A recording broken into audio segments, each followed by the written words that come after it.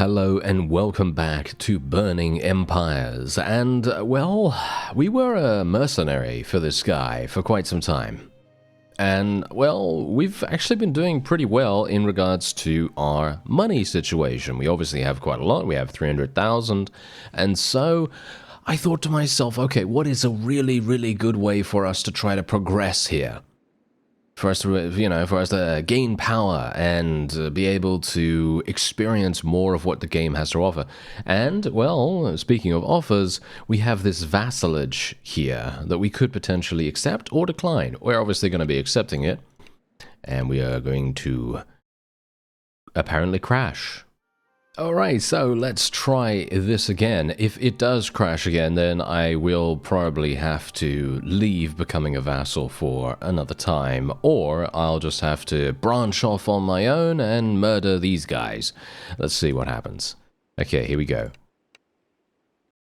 No, yeah, okay, no, it's not working, So apparently there is a crash associated with joining these guys for some reason. I actually have no idea why that is. Alright, so I have now given up our mercenary oath, and we're gonna be attacking them. Yes, we're gonna be attacking them. I repeat, yield or fight. And there it is. Alright, so let's do this. So this is obviously basically one of the only ways that we're gonna see our progression increase here, because, well, I was actually hoping that we could, become a vassal, because that probably would have allowed us a greater degree of freedom. Across the board, basically. I wouldn't have needed to, fully commit to anything like this, because this is a pretty, this is a pretty big step for us to take straight away here, considering I'm now fighting the actual ruler of the enemy faction. And as you can quite clearly see, the enemies that we're fighting, they are actually kind of good. They've got pretty decent gear. Look at these guys.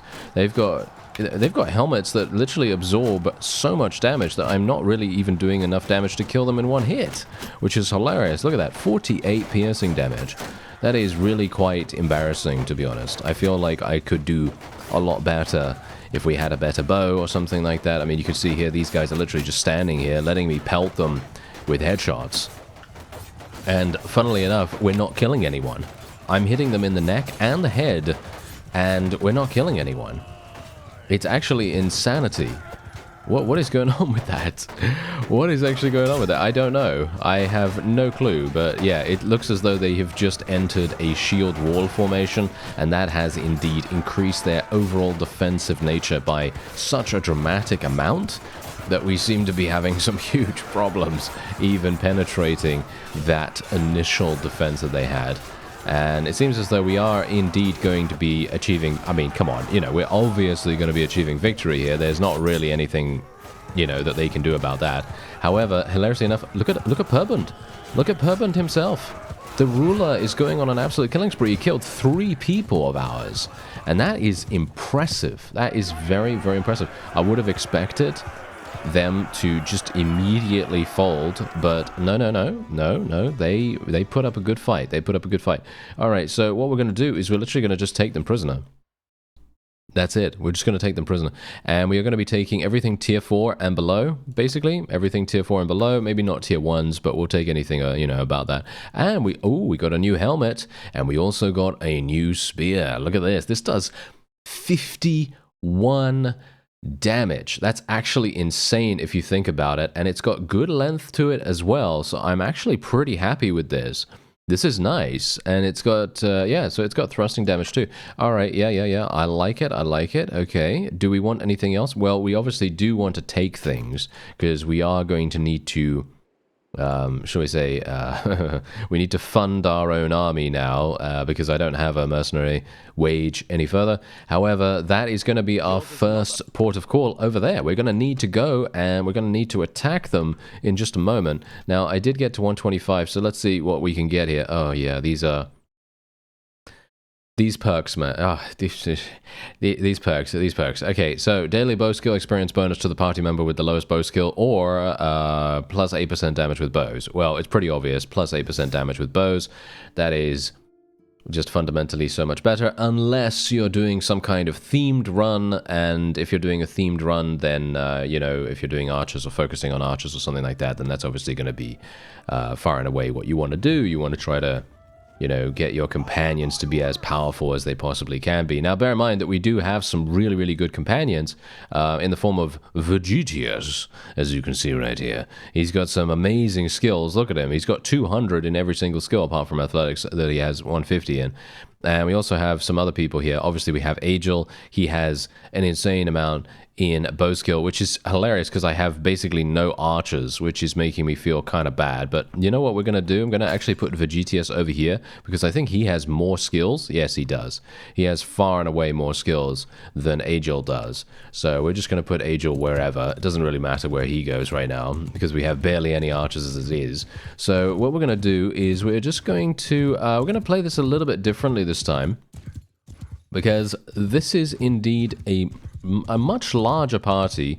They've got 20 additional units, and I think that in general, oh yeah, look at that increased damage. We just did 277 damage, just purely because these guys, they just don't know what they're facing. They're facing a new and improved polearm with 51 damage instead of 30-something. So it's...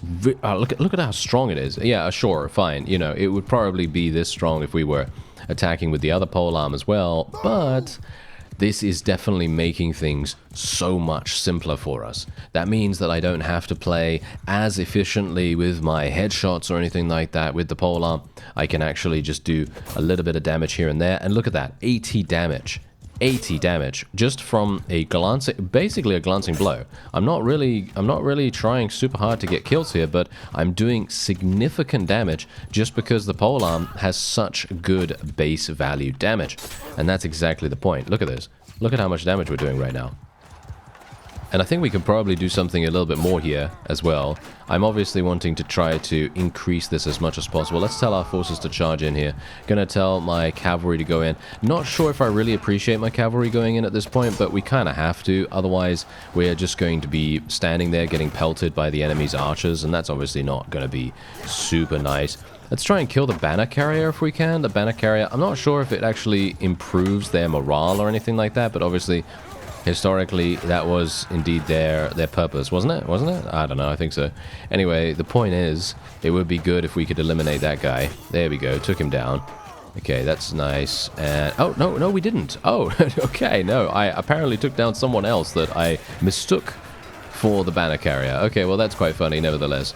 Anyway, there we are. That is going to very, very nicely be a victory for us. We're getting a huge amount of riding skill as well, which I very much appreciate, because let's face it, we really want to make sure that when we're doing these field battles, that we are as fast as possible on them, because, let's face it, we've got a polearm, a new polearm now. We need to be as maneuverable as possible to make sure that we get the best value from this polearm. Otherwise, you know, it's going to be a little bit sad, you know? And obviously the polearm skill is also leveling up. It's actually kind of strange. Why does polearm skill take so long, but riding skill is super, super easy to level? I don't know why that's always the case. I always feel like there's a big disparity between the various perk trees and how easily they level up. I feel like they are very, very different in terms of their scaling. So I think maybe that needs to get worked on a little bit at some point. I don't know whether that's even, ever going to happen or whatever. But yeah, we're going to be taking some more prisoners, as I said, tier 4 and below. We're usually going to be just going for those, and we'll just move on. And now I'm going to go over to the castle, because we've eliminated 2 of the biggest armies in the area. And we're going to see, there's another one over there. We may want to attack them as well. Let's just see. Yeah, okay. Hello. Who do you... How many do you have? 56? No, 36. Okay. That's not really that big a problem. This guy is definitely going to be an issue if we let him, just chill at the back here. So we're going to try and see if we can catch up to him. He's moving at the same speed that I am. That's mostly because of my prisoners, I'm pretty sure. And also because of the weather penalty and all that wonderful stuff, because let's face it, the weather penalty in this area is really going to make a big difference, unfortunately for me. Thankfully, once he enters the forest, I should be able to move faster, because I think didn't I pick that culture that makes me faster, or shall we say, makes me slightly less slow in forests? I think I I think I did pick that culture that does that. So, yeah, that's definitely vastly better than what the opponent has. They're most likely not going to have that kind of benefit, so that's nice. Anyway, let's try and get a little bit of bow skill here. Although, to be fair, I'm not sure if it's even worth me doing that, because this bow is just fundamentally really, really bad, as you can quite clearly see here. Look at how much damage it was able to do in comparison to the polearm. I mean, I hit that guy in the head with the bow, and it did 40-something damage, and so that means I'm going to need 3 headshots, basically. 3 headshots, or 2 headshots and a normal body shot, maybe, if I don't hit for like 9 damage, you know, with the body shot or something like that. Because otherwise it's going to be, you know, it's like, what, 40-something, 40-something, it makes it like, what, 90, maybe 90-something. And then, obviously, most characters, you know, most troops, they have around 100 HP. If you don't count perks, obviously. If you don't count any perks or anything like that, then obviously they're gonna have more, potentially, if they have perks.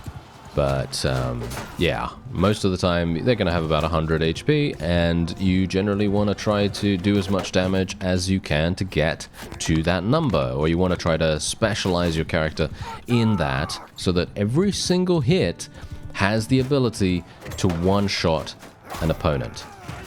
And realistically, you know, as you might, or I don't know, maybe expect, I personally expect if I shoot a guy in the head with an arrow, I personally expect him to die instantly. You know what I mean? Like, in a real life situation, isn't that usually going to be the case? You know, very rarely, I don't think a lot of people are going to survive an arrow to the head. Yeah, it is, I feel like it's pretty unlikely that they're going to survive.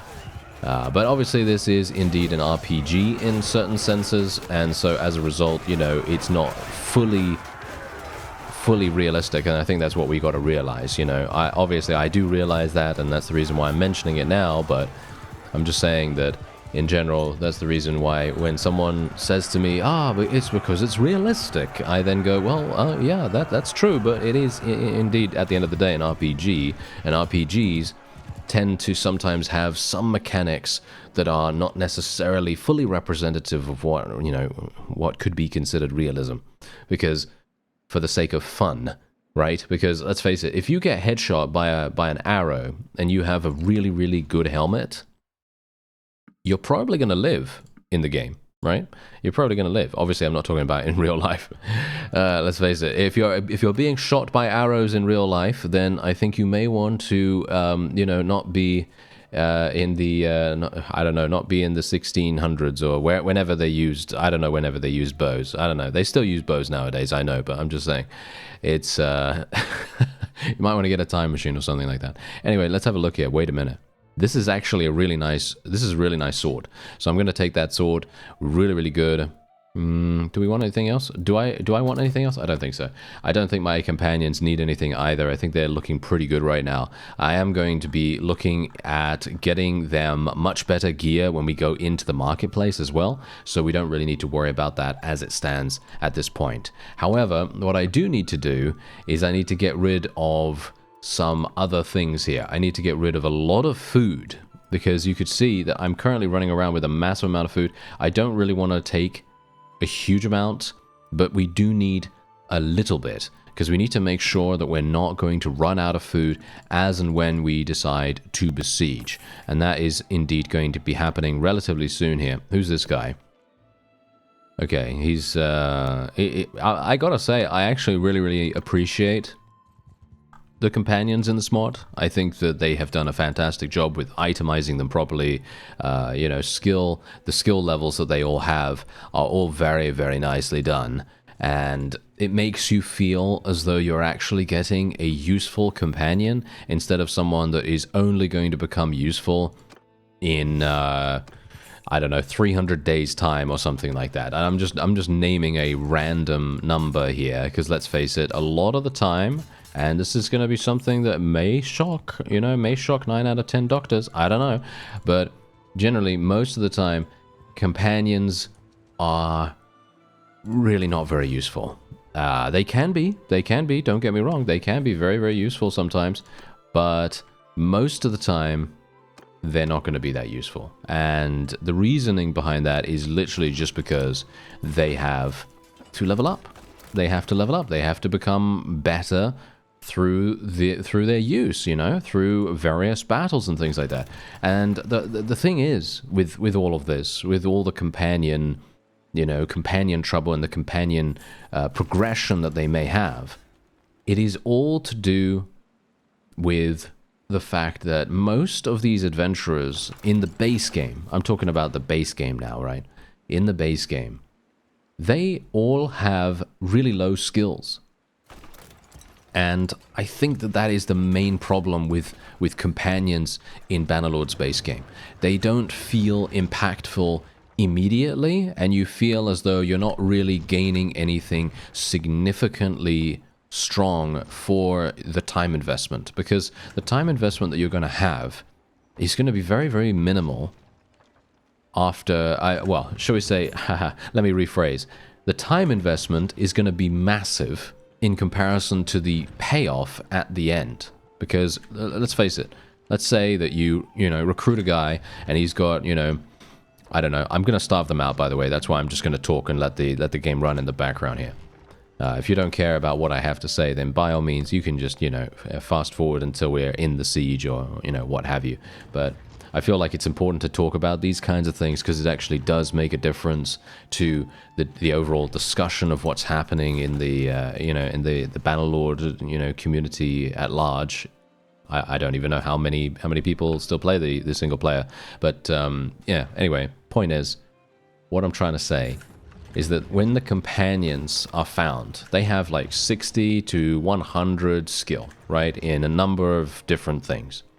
And most of the time, that's very, very little, you know, and the only way that they're going to really level up really super, super fast is if you do exactly what they need to level it up. So, for example, surgery skill, or medicine skill in this case.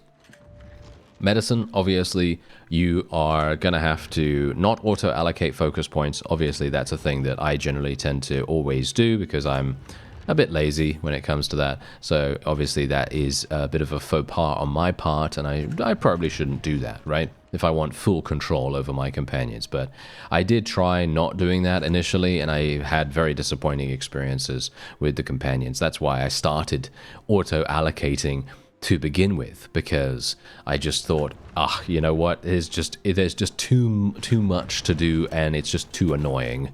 And so I just decided that I would auto-allocate from that point on.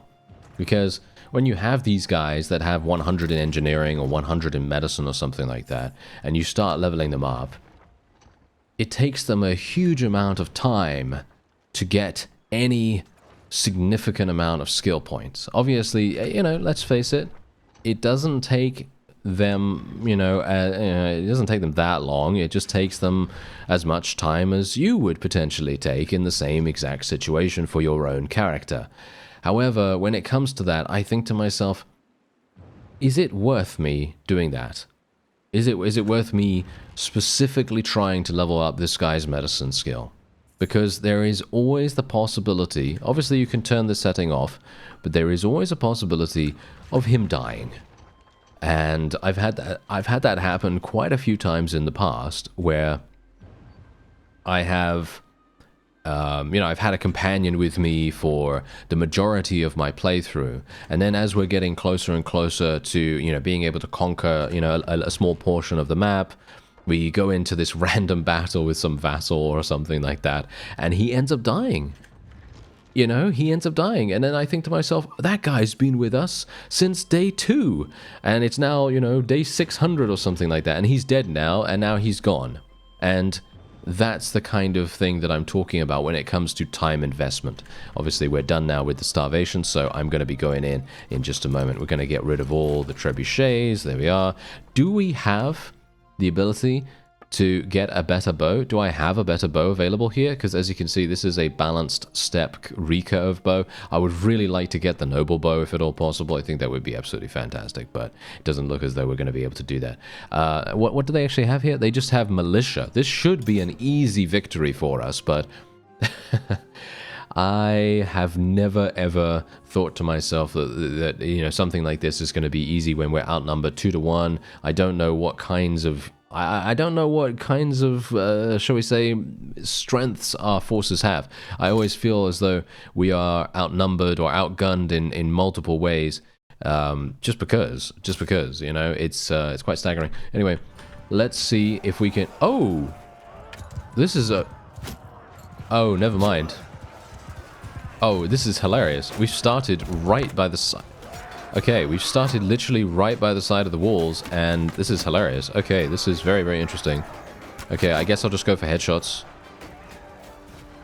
Okay, yeah, okay. No, he's gonna shoot. Yeah, that's fine, that's fine. There we go, nice headshot. Yeah, that's the kind of damage I'm talking about. Look at that, 126 damage. But they don't have any helmets.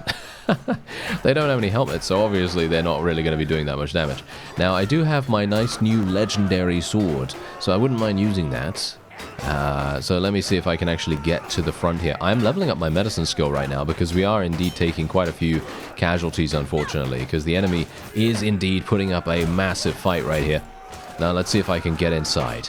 If I can get inside, I will be overjoyed, basically. I will be overjoyed. These guys literally have such little gear. Oh no. Oh, did my shield already... Wait, I don't even have a shield, do I? Oh yeah, I'm stupid. Okay. Yeah, I apparently forgot I don't have a shield. That is so funny. I'm like, oh yes, I've got a bow and arrow, and I've got a polearm, and I've got a sword, and in my, you know, item box, in my 5th dimensional item box, I have a shield here, yes, and a sandwich, and all of the wonderful things that make me me, of course. An alarm clock, because I need that. And, yes, that's... Can't believe that. Can't believe I completely forgot I didn't have a shield. Because I looked down to the bottom right of the screen, and I was looking at the UI, and I thought to myself, wait, was my shield already destroyed? No, I just didn't have one. That's... Oh, my character is thinking right now, who is this guy? Who is this guy that's controlling me right now?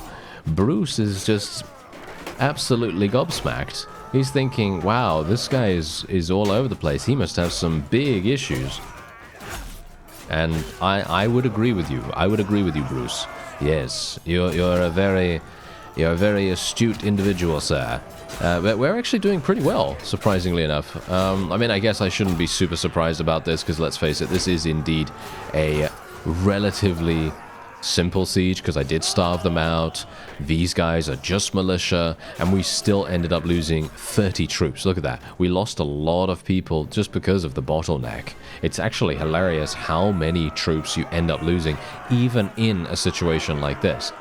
It's very surprising, actually. I wouldn't have expected to lose this many, but I guess that's just how it is. I guess that's just how it is. So there you go. We got 39 renown for this, 22 renown. Wait. 22 morale. Yes, morale. Yes, renown and morale. They're two different things. I know. It's crazy, right? Yeah, it's crazy. Anyway, let's see. We are going to be taking tier 4s. Tier 4s. I should take absolutely everyone, but I'm going to be taking tier 4s and all this stuff first. And then we are going to be taking these guys, and then we'll just sell them individually. And that's the reason why I'm going to be doing it this way. Okay, 8,900. Do I want to level up those guys, or do I want to take this loot? I think I want to take the loot. Gonna take the loot right now. Okay, so there we go. We have killed the Sclavenians. Do we have... yeah, we do have some war breaking out, but that is okay. Those are the individual clans, so we don't actually need to worry about that in any way. So what we're going to do now is we're going to be putting these prisoners in here. Obviously, I can recruit all of them. That's 18 morale. That's absolutely fine. We're going to put these guys in here, because I obviously am going to have a hugely difficult time actually, you know, converting any of these people. These ones are going to be much easier for us to convert. So that's exactly what we're going to try to do. Unfortunate for me that we are not going to be able to keep these militia, but that's okay. Not that big a deal. Let's just get rid of 10 of those, because I don't have enough space in the dungeon for all of those people. So we're just going to have to do it like this. Okay, so we have 154 militia. The Sclavenians are no more. Do I have the ability to actually create my own faction right now? Okay, wait. Vegetius has an insane amount of governor perks right now. Okay, who's actually going to be good here? Who's actually going to be good? I think we're going to have to go for Gumadus. Gumadus, yes. Yeah. He's going to be our governor. Perfect. Okay. Wait a minute. I want to do something here. Where is Gumadus? Where is he? Do I actually have to go into the Lord's Hall to speak to him? Yeah, apparently I do have to do that. I was hopeful that I'd be able to speak to him in the menu. Where is he? Is he actually even going to be in here? Okay, wait. How do I speak to the governor in this? Because I only know how to speak to them in the not the castle. Ah, there we go. He's here now. Okay, I only know how to speak to them in the town. Oh, wait a minute. What? Am I not clan tier 4? I am clan tier 3. Oh, that is hilarious. I can't even make a kingdom. Oh, that is so funny. Okay. Well, that's fine. Don't worry about this, okay? Don't worry about this. The main reason why I'm saying don't worry about it is because we can now build this up. We can actually do a thing that is in the strategy game community. What is it called again? It's like a build it tall, right? Yeah, something like that. Build it tall rather than wide or something along those lines. Yeah, that's basically what we're going to do. That's what we're going to try to do at the very least. So that means we are going to build up our castle here. We're going to make it as prosperous as possible. We're going to try to solve all kinds of issues, as in we're going to go to the villages. We're going to try to eliminate enemies that are nearby. We're going to try to do all this wonderful stuff. And that is inherently going to be the launching point for our world domination. Obviously, you got to bear in mind that I'm probably not going to be conquering the entirety of the world because it is an extreme amount of time investment for that. But we've got leadership, we've got athletics. What do I want to spec into? Do I want to spec into some more polearm skill? Do I want to spec into some more one-handed? Yeah, I think some one-handed, because I did use my one-handed quite a lot in that particular siege. And I thought, yeah, it would probably be a good idea to get some more focus points. Now, bear in mind, I now have Doctor's Oath, and I am indeed my surgeon, as you can see right here. I am the surgeon for our party, so me having Doctor's Oath is going to make a huge difference. It really is. It's going to make a massive amount of difference. So let's actually see what's going on here. Men within prisoner size. Yeah, I'm moving really slowly now, unfortunately. Footmen on horses, weather penalty. Yeah, so we're actually, hilariously enough, moving just as slowly as we would be if I didn't have nomadic traditions, if I was on normal ground and things like that. So that's really unfortunate, actually. Anyway, that is probably going to be it for this episode. I'm not entirely sure what we're going to do going forward here. I think I know what I'm going to do. I'm going to probably try to get a couple of extra companions. I have... Yeah, we got these two. They're just running around, right? Yeah, they're just running... Are they? Do I have... Yeah. As you can see, they're just running around as caravans. Okay, so are they actually giving me anything? They don't seem to be giving me anything at all, as you can see right here. Their caravan income is absolutely pitiful. So we're going to have to do something about that as well. I'm probably going to be just getting them to come back, to be honest. I'm just going to get them to come back, and then we're going to go from there. Maybe we'll create a couple of parties, and then maybe we'll try and attack this nearby town. Not sure if that's going to be doable, but we can always try it, can't we? I thank you very much for watching, and I'll see you next time.